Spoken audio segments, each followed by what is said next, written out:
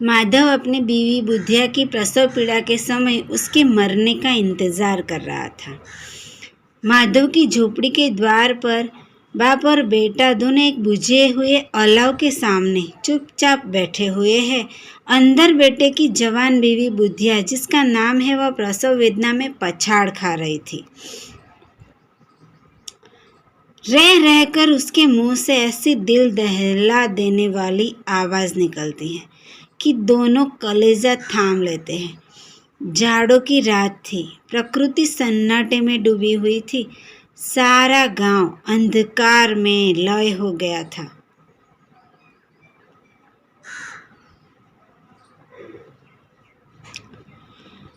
घीसू ने कहा, मालूम होता है बचेगी नहीं। सारा दिन हो गया, मरना ही है तो जल्दी मर क्यों नहीं जाती? मैं देख कर आता हूँ, माधव ने कहा। घीसू ने कहा, तू तो बड़ा ही बेदर्द है। वह साल भर जिसके साथ सुख चैन से रहा, उसी के साथ इतनी बेवफाई।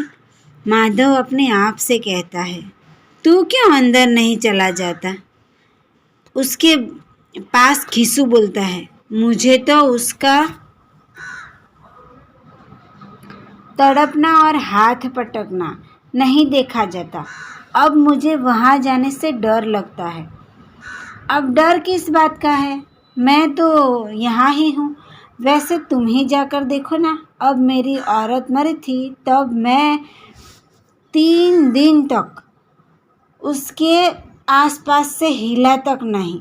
यह तो तेरी बहू है और फिर मैं कैसे जा सकता हूँ? मुझसे तो वह शर्मा जाएगी कि नहीं। जिसका कभी मुंह नहीं देखा, उसका आज पूरा खुला हुआ बदन देखो। उससे तो वो तन की सुध-बुध भी ना होगी। मुझे देख लेगी तो ठीक से खुलकर हाथ पांव भी ना पटक सकेगी। मैं सोचता हूँ कोई बाल बच्चा हुआ तो क्या होगा? घर में तो सूंठ गुड़ घी कुछ भी तो नहीं है। फिर अलाव के सामने ही अपनी अपनी धोतियाँ ओढ़कर पाँव पेट में डालकर दोनों सो गए, जैसे दो बड़े बड़े अजगर गेंदुलियाँ मारकर पड़े हो। और बुधिया बेचारी अभी तक प्रसव पीड़ा से कराह रही थी। सवेरे माधव ने कोठारी में जाकर देखा तो उसकी बीवी बुधिया मर गई थी। उसके मुंह पर मक्खियां भिनक रही थी। खुली हुई आंखें ऊपर टांगी हुई थी। पूरा शरीर खून से लथपथ हो गया था। उसके पेट में बच्चा भी मर गया था। माधव भागा हुआ घीसू के पास आया। फिर दोनों जोर जोर से हाय हाय करने लगे और छाती पीटने लगे। पड़ोस वालों ने यह रोना धोना सुना तो वह दौड़े हुए आए और पुरानी मर्यादा के अनुसार इन अभागों को समझाने लगे। ज़्यादा रोने पीटने का अवसर न था। कफन की और लकड़ी की फिक्र करनी थी। घर से तो पैसे इस तरह से गायब थे कि चील के घोंसले से मांस गायब है। बाप बेटे रोते हुए गांव के जमींदार के पास गए। वह इन दोनों की सूरत से ही नफरत करते थे। कई बार इन्हें अपने हाथों से पीट चुके थे। वादे पर काम न आने के लिए पूछा, क्यों बे घिसुआ, अब तो तू कहीं दिखाई भी नहीं देता। मालूम होता है इस गांव में रहता नहीं चाहता है। सरकार बड़ी विपत्ति में हूँ। माधव की घरवाली रात को गुजर गई। रात भर तड़पती रही। सरकार हम दोनों उसके सिरहाने बैठे रहे। दवा दारू जो कुछ हो सका वह सब कुछ किया। फिर भी वह हमें दगा दे गए। हमको कोई एक रोटी देने वाला भी ना रहा। मालिक, हम तो तबाह हो गए। घर उजड़ गया। आपका गुलाम हूँ। अब आपके सिवा कौन इसकी मिट्टी पार लगाएगा। हमारे हाथ में तो जो कुछ था वह सब तो दवा दारू में लुट गया। सरकार की दया होगी तो ही मिट्टी उठेगी। आपके सिवा किसके द्वार पर जाऊं? जमींदार साहब दयालु थे, मगर घिसू पर दया करना काले कंबल पर रंग चढ़ाना जैसा था। जी में तो आया कह दे, लेकिन यह क्रोध और सजा देने का समय नहीं था। मुंह बनाकर जेब में हाथ डालकर 2 रुपया निकालकर फेंक दिया, मगर सांत्वना का एक भी शब्द मुंह से ना निकला। उसकी तरफ ताका तक नहीं, जैसे सर का बोझ उतारा हो। जब जमींदार साहब ने 2 रुपये दिए तो बनिए और महाजनों को तो इनकार का साहस कैसे होता। घिसू जमींदार के नाम का ढिंढोरा भी पीटना जानता था। किसी ने 2 आने दिए, किसी ने 4 आने दिए। 1 घंटे में घिसू के पास 5 रुपये तक की अच्छी रकम हो गई थी। कहीं से अनाज मिल गया, कहीं से लकड़ी, और दोपहर को घिसू और माधव बाजार में कफन लाने चले गए। बाजार में पहुंचकर घिसू बोला, लकड़ी तो उसको जलाने भर की मिल गई है। क्यों माधव? हाँ, लकड़ी तो बहुत है।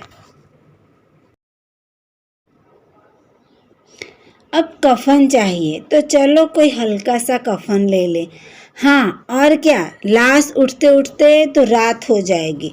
रात को कफन कौन देखता है? कैसा रिवाज है जिसे जीते जी तन ढकने को चिथड़ा भी ना मिले, उसे मरने पर नया कफन चाहिए। कफन लाश के साथ ही तो जल जाता है, और क्या रखा रहता है। यही 5 रुपये पहले मिलते तो कुछ दवा दारू कर लेते। दोनों एक दूसरे की मुंह की बात ताड़ रहे थे।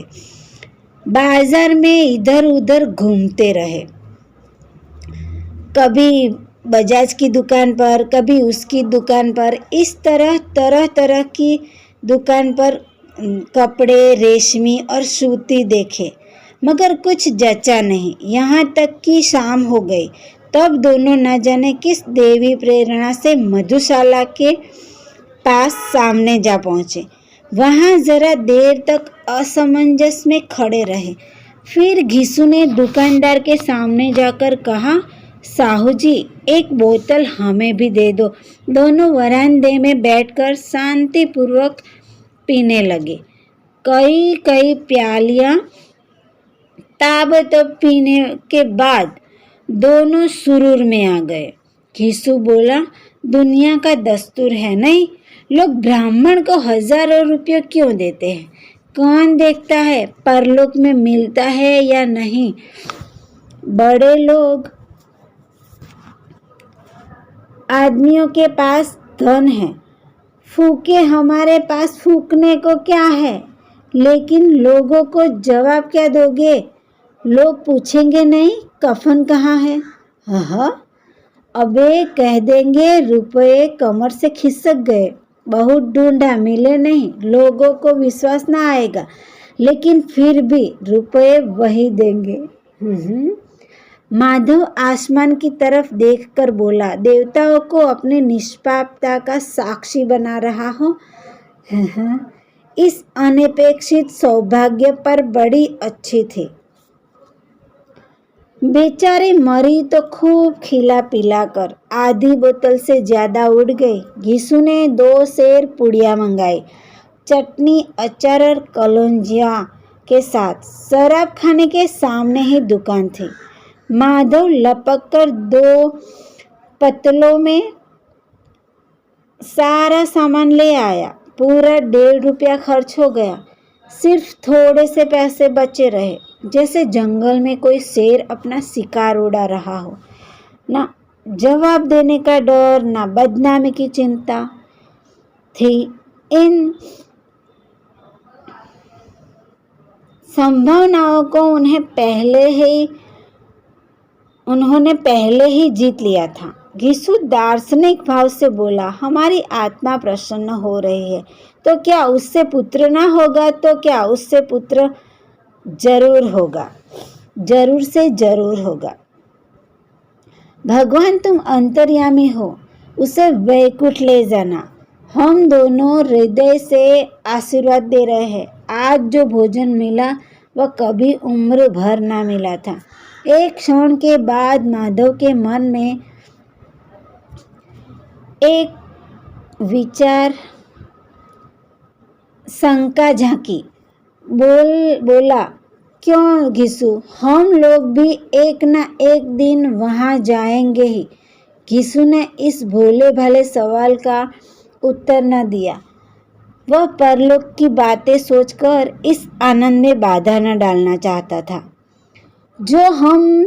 वह हम लोगों से पूछे कि तुमने हमें कफन नहीं दिया तो क्या कहोगे? कहेंगे तुम्हारा सिर। पूछेगी तो ना? जरूर पूछेगी। कैसे जानता है कि उसे कफन न मिलेगा? तू मुझे ऐसा गधा समझता है? 60 साल से क्या दुनिया में घास खोदता रहा हूँ मैं। उसको कफन मिलेगा और बहुत अच्छा मिलेगा। माधव को विश्वास न आया। बोला, कौन देगा? रुपए तो तुमने चट कर दिए हैं। वह तुमसे पूछेगी क्या? उसकी मांग में तो मैंने सिंदूर डाला है। वह मुझसे पूछेगी, कौन देगा? बताओ। बताते क्या क्यों नहीं? वही लोग देंगे जिन्होंने अभी दिया है। हाँ, आपके रुपए हमारे हाथ में आएगा। भर पेट खाकर माधव ने बची हुई पुड़िया का पत्तल उठाकर एक भिखारी को दे दिया, जो कब से खड़ा उनकी और भूखी आंखों से देख रहा था। देने के गौरव, आनंद और उल्लास का अपने जीवन में पहली बार अनुभव किया। घिसू ने कहा, ले जा, खूब खा और आशीर्वाद दे। जिसकी कमाई ही थी वह तो मर गई, मगर तेरा आशीर्वाद उससे जरूर पहुंचेगा। रुए रुए से आशीर्वाद दो। बड़ी गाढ़ी कमाई के पैसे हैं। वह वैकुंठ में जाएगी दादा, वैकुंठ की रानी बनेगी। हाँ बेटा, वैकुंठ में जाएगी।